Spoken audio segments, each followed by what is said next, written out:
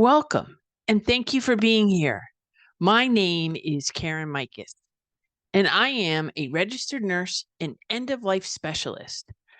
I am also the host of In the Gap, a collection of stories from folks who stand in and work in the gap between life and death. Our guest is Kate Mollison. She is the founder of On Tuesdays, We Wear Black. And I'm excited to have her here. I'm excited for y'all to hear her story. So let's just jump in. Hi, Kate. How are you? I'm good. How are you? Good, good. Thank you for being with us. And where are you coming from? Where are you located? I'm in, East Granby, Connecticut. yeah. So right Awesome. by Bradley Airport, nice central location. Awesome. So tell us about On Tuesdays We Wear Black. What's that? What's that all about? What is your business? So on Tuesdays, We Wear Black is a grief coaching and resource consulting company. I help people navigate the bereavement process, cut through the red tape, get information. I do both advisory and consultative services for individuals and businesses looking to better understand and navigate the grief process. What's the difference between advisory and consultation? Consultation is really more of a personalized, curated hand-holding, if you will. It's anything I can take off your plate for you, I do. And that's things is like setting up appointments with estate lawyers and providing appointment transportation or companionship if you don't have immediate family to go with you, helping you step by step plan the funeral. Versus advisory is more me giving you the resources, the direct applications, giving you the places to go and do it without you having to do the legwork. Yeah. So all inside of grief. Yeah, really, it's the bereavement process with a focus on grief. The difference being is bereavement is the red tape, the to-do list. There's tons of resources out there for mental health and being in grief. There's nothing out there to help you get through the stuff we have to do in order to do the things we need to do in order to be healthy. Filing for Social Security survivor benefits and planning a funeral and paying for a funeral and doing probate process and hiring an estate lawyer, getting your own affairs in order and so many different things. I could talk about it for hours. There's lots to do. And it doesn't matter if you're 5 minutes post loss or 5 years post loss. There's always something to be done. And my job is to help you find it and complete it as efficiently as. You mentioned it's your job. Like, were you perusing the classifieds or looking up on Indeed? How did somebody apply or come to be this as their job? How did that happen? So I actually created this business out of my own personal experience with widowhood. I was widowed in 2020 and I spent lots of time 27 pages deep on a Google search trying to figure out how do I do these things? And I identified that there was a huge service gap. And so I created this in order to help other people not have to experience the time constraints, the hardship, the unknown that I did. So my job, my passion is to take that off other people's plates for them. Can you share a little bit about your widowhood? Absolutely. So I was married for almost 10 years to the love of my life. He was my soulmate. Craig passed away on November 25th of 2020 due to medical negligence. So he went in for a routine orthopedic corrective procedure, and the post-operative care unfortunately was mismanaged, and it resulted in him pulling a blood clot. He suffered from a pulmonary embolism, and he passed away unexpectedly. So it really took us by surprise. We were blindsided by it. There was no long-term illness or things we were navigating. It was all very surprise. And I've got two small kids at home and we had our dream home. And so it was a matter of navigating how to handle all of that, going from a two income household where he was the primary breadwinner. I was working retail management at the time, but he had a state job. Um, and you lose 60% of your income. And now you've got two small children under the age of 11. Son was 11. My daughter was 19 months old. And now I'm it. Everything falls on my shoulders. There is no second set of hands. There is no 5 minutes to run to the grocery store. There's nothing. So you have to pull yourself up by your bootstraps because you've got kids and you don't have a choice. So yeah, it was a very lengthy process. He passed away 2 days before Thanksgiving, the day before his birthday. He Mm. would have been 52. So November is hard for us, which understandable. The other surprising one is New Year's Eve, because every year you go into a new year and he stays exactly at the same time. That was something that I wasn't expecting. That first New Year's Eve was like a gut punch, but then the subsequent ones, you're like, oh, this is so hard. Okay, this is going to be a holiday to so. Do you prepare? How do you prepare? I've learned to not brace for impact. That's probably the worst thing you can do is brace for impact. We get really good as a culture for anticipating an emotional upheaval. And so we batten down the hatches and we like cushion ourselves from the blow. But the better way is to just lean into it, to speak your truths to other people. I'm very transparent in general, but grief more so made me transparent, where it's, hey, I'm not going to be on the phone today. Or, hey, I can't be alone today. And so I plan for people to come over. And we usually play some of his favorite board games. And he has a curated playlist on his iPod that I still have. So we'll plug that in and we'll have a little dance party and have his favorite snack. And I try to go to bed before midnight on New Year's Eve. Like, I don't stay up to watch the ball drop anymore. And that used to be a big part of our family culture. And that shifted where it's like, you know what? I would much rather go to bed and get a good night's sleep and wake up in the new year refreshed than to stay up and agonize over that change, that marching forward of time. And what about So I learned a really great trick, actually. If you go on, I don't know for people who have various streaming devices, but if you go on like ABC News International, you can find the ball drop in like Sydney, Australia, and it happens at 8 p.m. So I can still have the festivities with the kids and then put them to bed at a reasonable bedtime and not keep my now 4-year-old up until midnight. So we'll do our New Year's Eve thing. We'll have our normal time dinner and then she'll have her bath and she'll stay up to watch the ball drop and do a little mini balloon drop. We'll put that together and then I put her to bed and then I go to bed and everybody wakes up much happier the next day. And it's new year, new you philosophy. It's much better to start the new year well rested and in a good headspace than agonizing and hungover from grief. Sure. And is there, so you are 3.5 years, almost 4 years? 3 years. It'll be 3 years in November. Okay. And have you discovered any misconceptions about grief or the grieving process? Oh my gosh, there's so many. First of all, everyone thinks you get over it or are done with it or finish it. And that's probably the worst thing is the mourning period will end. We all mourn, but grieving is forever. It's a facet of your personality forever from that moment on. And it is not linear. The stages of grief, we all are familiar with the very famous 5 stages of grief. There's more than that to it. They're very much more complex than that. And they're not linear. You can experience any of them at any time forever. And that's probably less than ideal. People really don't want to hear that. But the sooner we embrace that and lean into that and learn how to support that as a culture, as a community, as a society, the better the grieving process is. It's swept under the rug. It's taboo. It's uncomfortable. Nobody wants to talk about it. And that's the worst thing you can do. So, biggest misconception is that grief is something you accomplish. I would also say the biggest misconception is the timeline. So, we as a culture are very expedient on getting it done and being over with it, right? We plan a funeral in 3 days, and it's the same amount of legwork as planning a wedding. And that takes months, if not years.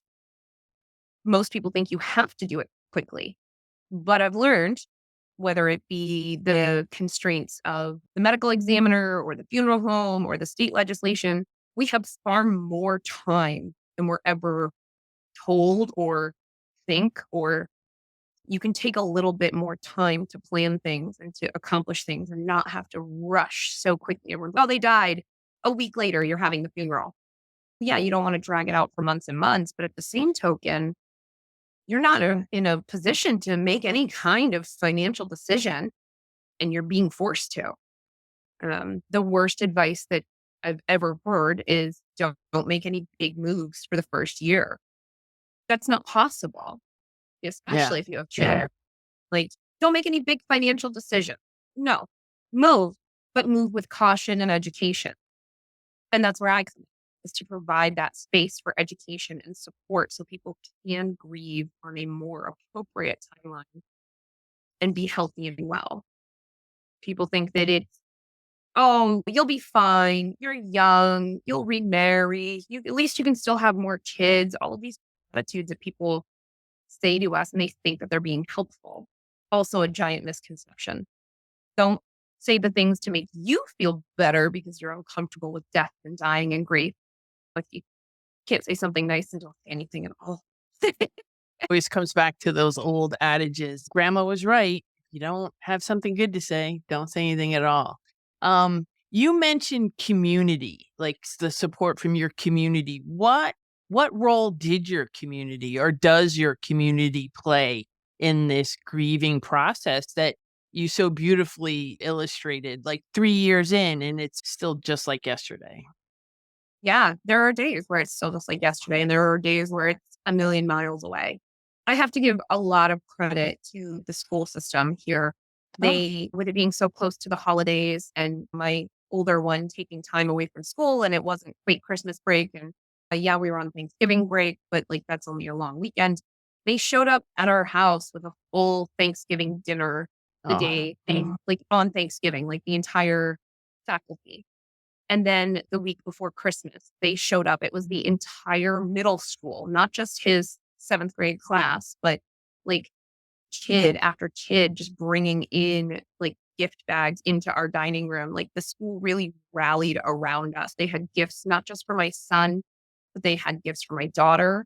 They had gifts for my disabled parents. They had for me, they had grocery gift cards, gas gift cards. Like they brought like a meal train. They brought flowers. They brought someone shoveled my walkway while they were there. Like they really just like that show of support. Big, huge handwritten card from everyone in his class. Like they all signed it. They gave him some extra time to accomplish work. They waived the work that he missed for that week that he was out. And he has ADHD with an IEP. So he had some accommodation, but they really went above and beyond and leaned into his mental health and support. But it wasn't just him. They didn't just support him at school. His school psychologist would come to the house once a week until we were able to get him into a therapy. And she's like, I'm just going to come and take him for a walk and let him talk or not talk, knowing that at 11 years old, he might not be able to articulate his grief. And that was huge too, because I was functioning for that first little bit, and to have people just handle it for you without making you feel inadequate was huge, yeah, it sounds. huge. And I assume that they're still not making those visits now. No, they're not. But I do. So Matthew has finished middle school and he'll be going into high school. He's going to a different school, but I still get the occasional email or if I run into someone at the grocery store, hey, how are you? And it's a really genuine question. It's not that like, how are you? That surface level space filler where they'll ask very specifically about not just Matthew, but about my daughter. Like, how are the kids? Like, how are you guys doing? And it's really nice to know that people hadn't forgotten that tragedy that happened to us that completely changed who we are as a family at the core. Yeah.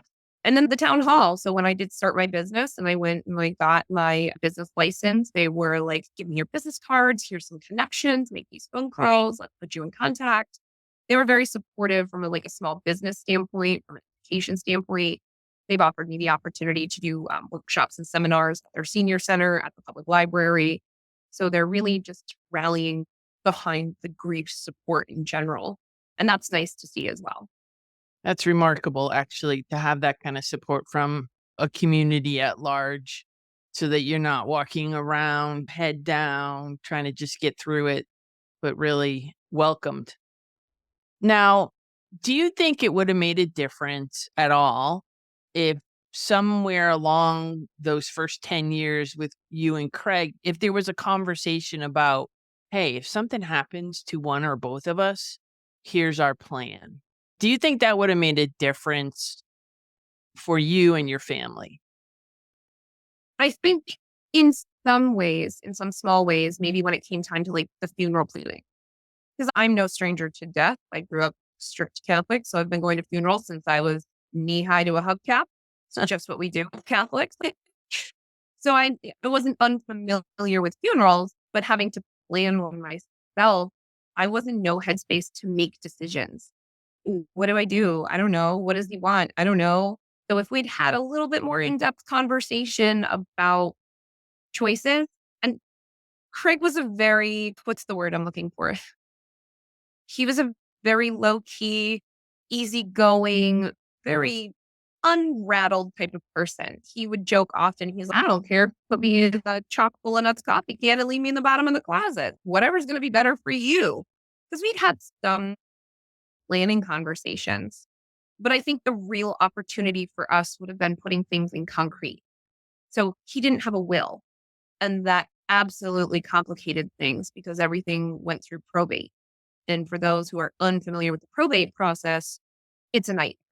Even Even as for, his yeah. So even as his wife, I lost the house because my name wasn't on the deed. My name wasn't on the mortgage. I had no legal stake or claim to it. Marriage was. Mm. So 6 months after he died, me and my small children are leaving our marital family forever home. And I am now scrounging for something, trying to figure out how to keep a roof over my kids' heads and keep them from having to change schools. If we'd had a will in place, I wouldn't have lost the house. And that's no fault of his or of mine, or it was more ignorant. We all think we have more time. The truth is, you don't. You can step off a curb and be hit by a bus tomorrow and never know that's coming. We all think that it's, oh, that's not going to happen to me. It doesn't matter if it's going to. It's like car insurance. You would want it if something happened, but you really hope you don't have to use it. Why don't we think about life insurance and wills and estate planning in that same regard? Because honestly, it would have saved tons of money, tons of time, tons of headache, tons of heartache to have to grapple with his death and his absence and then have to make these big decisions in a very expedient way. And the family was very supportive. His father was really great about just being supportive and being there, but it still was something that wouldn't have been so challenging if we'd had those pieces in place. And we'd had, like I said, we'd had conversations around what do you want done and what do you do and blah, blah, blah. And we had a basic idea, but it still didn't make it any easier. The thing that would have made it easier is estate planning. yeah. And Yeah. do you recommend your services even for somebody not in relationship or married or like singles? And it sounds like any age. Like who would be your Everybody. ideal customer? Anybody who is going to die. So everybody. There's two things we can't avoid in life is death and taxes, and we don't talk about either one nearly enough. So why don't we change that? Let's have some dialogue around it. And it doesn't matter if you're married or if you have kids or if you it doesn't matter. Everyone needs an estate plan because if you are, for example, an only child and you have parents and a dog and this really cool apartment and you suddenly unexpectedly pass away, your parents now have to go through the probate process and fight essentially for custody of your dog and then manage what's going to happen to your apartment or any, if you have an investment portfolio or if you have outstanding student loan debt or any of that's now on your parents. Same thing if you have a sibling that you're estranged from and mom and dad pass away together in a car accident, God forbid. Now you have to go through probate and fight with that sibling that you're estranged. Mom and dad should have gone and gotten an estate plan and decided how everything was laid out. It's the best gift you can give your next of kin, your heirs, your children, your parents, your family. That is the best gift that you can give them is that peace of mind that they don't have to make those decisions once they're now processing your absence. Wouldn't you want to make that process easier on your loved ones? Yeah, so when my parents, turning 80 this year, and their thing is I have 2 brothers, and it's, "Oh, you guys know what we want. We've talked about it." And I think that my brothers and I think, because we haven't actually had a conversation yet about mom and dad passing, or one or the other even, and now just having this conversation with you, I'm like, "Oh my goodness, I need to make some moves with my parents about estate planning," Yeah. just for those same reasons you just mentioned. So, thank you for this conversation, because Yeah. I can now see that I need to have several conversations, my parents, my brothers, really Making sure beneficiaries are updated on life insurance policies or bank accounts, or if you have a business that you own, making sure it's in trust. So that way it's protected from the probate process because that business can then be absorbed by the probate court and redistributed to any of your outstanding debts and heirs and yeah, that kind of very stuff. good. Having all of that negotiated on legal paper makes a difference. And doing a living will, because a living will tell you, like, do you want to be resuscitated if, have a code blue? Or do you want to be cremated? Do you want to have a mariachi band at your funeral? What is it that you envision for yourself? And people aren't good at we're not asking you to plan the whole thing soup to nuts, but give us some guidance and put it in writing. And that way we can honor you in the way you want to be honored. And we have the space and time and ability to grieve Yeah, and avoid and avoid probate. Everybody goes through probate. That's another misconception. Everybody goes through probate. Just a matter of how much time and how much money you spend there. And the more things in legal documentation, i.e., trust, will, the less time and money you'll spend. Probate really is just enforcing those legal documents, making sure that everybody who's supposed to get paid gets paid in a timely right. manner. And if you don't have those documents, then they have to decide your worth and divvy up your assets. Do you want the court to do that for you? Probably not. Let's do it ourselves. And I'm sure if you are grieving, that mental process that added the stress added by probate is just, it's probably not anything that most people can even get into our brains about what decisions that we're making versus court, just because it's everything's clouded with grief. Yeah, absolutely. It's expensive, it's stressful, it's a headache, and I won't go into all the details of that. But I will say I did post a blog recently on my website that details the probate process. So anybody who wants more information can visit the website and learn free information about the probate process and a high level Share overview. with us, what is that website? That is www.otwwb.com. On Tuesdays, we wear black. So definitely check out the site, the blog. I offer free educational resources and components, and then they can read more about the services that I offer as well in detail for anybody who's looking for more information on.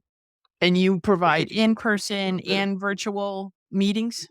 Yeah, absolutely. So I try to meet people in the grief process where it's best for them. You want me to come to your house? Great. You want to come to my house? Great. I've got a dog. She likes to be snuggled. Some people need that. You want me to meet you at Starbucks? Great. What's your order? I'll get you a coffee. Like where you want to come to my office, we can do. It's all about meeting people where they are in grief because that's the first step in really changing the dialogue around grief is knowing no two griefs are the same. No two people are the same. No two needs are the same. So how do we just honor people where they are and make it as accessible as possible? Yeah, brilliant. Brilliant. Kate, I am so grateful for your services, for your perspective, and your voice. You are such an incredibly needed voice in this life that we get to live, because it's all about living your fullest until the end, and preparing for that end allows us to live. Yeah, thank you so much. I really want to just express my condolences for your loss and let you know that I'm so inspired by the life that you are creating, not only for yourself and your family, right? Those 2 kids, but for others, like to really turn your grief into something that is powerful and in service of others is simply beautiful. And I can't wait. I'm going to introduce you to my parents because we need to get this stuff done. Yes, That's what I hear. That's what I hear. absolutely. Let me help you. Grief is like glitter. You're going to throw it up in the air in a fistful and it's going to rain down and you're going to think that you vacuumed it all up, picked it all up. And then a year from now, 6 years from now, 20 years from now, you're going to go, how is there still glitter? Because it doesn't go away that easy. So we have to embrace the glitter. It's uncomfortable and terrible, but it doesn't have to be terrible in the closet. Grief sucks. Don't do it alone. Let me help you. Let, let's kick its butt. Love it. Grief is like glitter. There you have it, folks. Another episode of In the Gap with your host, Karen Mikis, and today's guest, Kate Mollison. Thank you, everybody. Thank you for joining me as we explored the lives, the jobs, and the stories from the experts who spend their time in the gap. This show and all of our shows are live streamed to your favorite podcast platform.